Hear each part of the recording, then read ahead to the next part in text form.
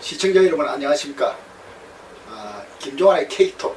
오늘은 원광대학교 사학과 이주천 교수를 다시 모시고 역사로서의 5.18 김대령 선생 저서를 가지고 1권을 읽은 소감을 중심으로 우리 이주천 교수의 말을 들어보도록 하겠습니다. 안녕하세요. 네, 반갑습니다. 예.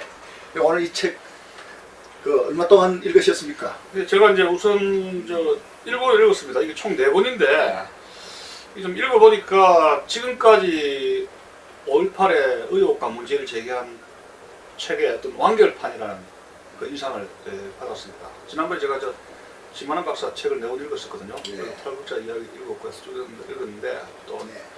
이것이 아마 지금까지 책 중에서는 네. 가장 많은 자료를 인용한 완결판이 예. 되고 1권만 읽었습니다. 오늘 이 첫 권에 대해서만 말씀드리겠습니다. 이 책의 우선 전체적으로 읽은 소감이 예, 어떻습니까? 그러니까 지금 이 책은 김대령이라는 분이 쓰셨는데 이분이 이제 메릴랜드 대학 사학과를 나오셨어요. 그리고 이제 네.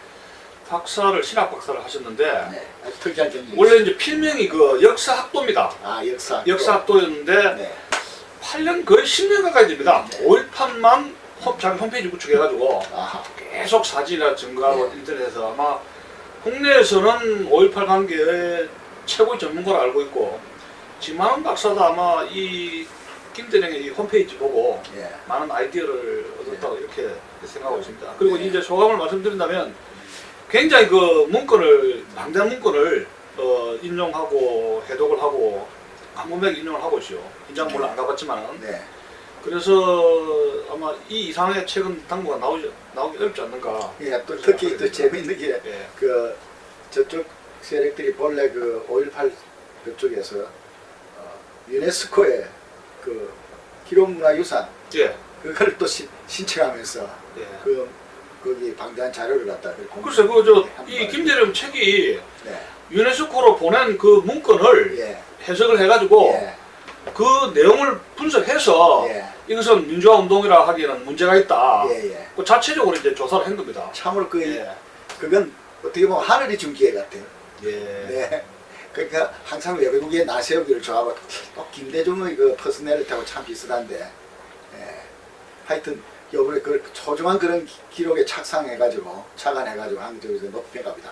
그럼 민주화 운동에 대해서 역사적 정의를 한번 내려보시죠. 이제. 그러니까 이제 제가 79년 12월부터 81년 8월 초까지 국내 서울에 있었습니다. 네. 그리고 지금도 우리가 지금 그 당시에 생생하지 않습니까? 그 기억이. 근데 그 당시에만 하더라도 80년대 광주 사태가 났을 때 광주 사태라 그랬지 이게 광주 항쟁, 광주 민주화 운동이라는 이런 타이틀이 붙인 것은 88년 이후 90년대, 95년, 96년, 97년 해가지고 5.18 특별법 해가지고 네. 노태우 정부로부터 이제 민주화되면서 김영삼, 노태우, 김대중 정부 이렇게 이전되는 과정에서 5.18 담론이 민주화로 이렇게 스위치가 됐습니다. 급격하게. 예. 그러나 제가 알고 있기로는 80년대는 그게 아니었거든요. 예. 그래서 그 서양사에서 민주화 운동이라는 거를 한번 좀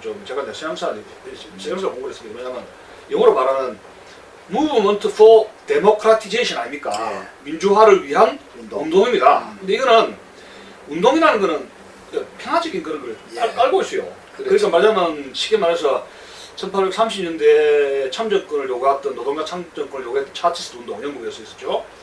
그런데 이제 노동자 참정권을 위해서 집회, 가수 집회, 시위 그리고 런던까지 계속 가가지고 이제 참정권을 달라 하는 그 요구고 그리고 이제 로마 공화정 시절에는 말하자면 로마 병사들이 평민들에게 정치적으로도 요구를 해가지고 원로원 귀족들에게 전쟁 가기 전에 농성을 한 적이 있었습니다. 그 귀족들 누구만 특권 있느냐 해서 우리에게도 더 많은 정책 권리를 달라 해가지고 말하자면 데모죠. 전쟁에 가기 전에 데모를 한 적이 있었습니다. 그래가지고 이제 귀족들이 양보를 해가지고 평화적 시위죠. 그렇게 해서 전쟁에 참전하면서 자기 정치적 권리를 이제 얻어내는데 그 이제 민해 호민간 그런 거 요구를 해가 받아낸 적도 있고 또 이제 19세기 말에서 20세기 초에 들어오면서 1차 대전 전후로 해가지고 여성들 참정권 운동이 심했습니다. 특히 이제 1차 대전 직후에 서유럽에서 여성들 참정권을 달라 해가지고 역시 그것도 평화적으로 집회를 한 거죠. 그리고 이제 그 서명도 하고 예. 그리고 이제 미국 같은 경우에 1960년대 케네디 행정부 시절에 저 킹 목사 같은 경우에 이제 그 저 워싱턴에서 가두 집회하고 또 연설도 하면서 흑인들의 정치인 저 참정권을 달라 하면서 상당히 그 평화운동을 했습니다. 그렇게 되고 이거는 장기 지속적인 그런 이런 참정권의 확보를 위한 것이거든요. 예. 그러나 일종의 도시 게릴라든가 시가전, 무기고를 탈취한다든가 예. 혹은 이제 무장 시위대하고 이제 국군 진압군하고 총격전을 해가지고 이제 이 시가에서 유혈적으로 해가지고 피가 100명 이상이 이제 사상자가 나고 이런 것을 제가 민주화 운동이라고 제가 강의를 들은 적이 없어요. 예, 그런 거는 역사 사진에 안 나온단 말입니다. 예. 그래서 제가 이제 이거는 참 이게 강의를 이런 식으로 해야 되는지 의미 되는 것이죠. 예. 그래서 여기 진상 규명이 그렇게 중요한데, 자, 그러면 이 책의 내용을 한번 구체적으로 한번 소개 좀 해보시죠. 글쎄 이 책이 지금 이 책에 제일 재밌는 건 우선 유언비어가 예, 그러니까 이제 1장 2장이 이제 근데 예. 이 책이 이제 이렇습니다만은 유언비어에 역사로서의 대해서 5.18 예. 근데 이분이 이제 김대령 이분이 이제 원래 필명이 역사학도였습니다. 예. 그래서 저는 만나본 적이 한 번도 없습니다. 근데 이 5.18 광주 사태는 유언비어의 잔치파이다. 유언비어에서 시작된 것이다. 근데 이제 우리가 이제 이명박 정부 2008년도에 촛불 시위, 광우병 촛불 시위가 있지 않습니까? 예. 그것도 유언비어에서 시작됐죠. 예. 근데 차이점이 있다 그래요. 뭐가 차이가 있어? 이제 5.18 때는 죽은 시체를 가지고 왔다 갔다 해가지고 박한현이가 죽었다. 그렇지. 누가 뭐 저 경상도 군인들이 씨를 마리러 전라도 씨를 마리러 왔다. 뭐 유방을 도려내고 태아를 막 배를 갈아가 쬐다 이런 막 어마어마한 유언배를 뿌리고 그걸 집차배가 돌아다니는 사람이 있었지 않습니까? 예. 그런데 이제 이 서울 2008년도 광우병 사태에서는 이 사람이 안 좋았고 서울 시민들이 유언비어에 막판이라는 동조를 안 한 것이 이런 것이 큰 차이가 나는데 어쨌든 간에 어마어마한 유언비어 때문에 광주로 갑시다. 예,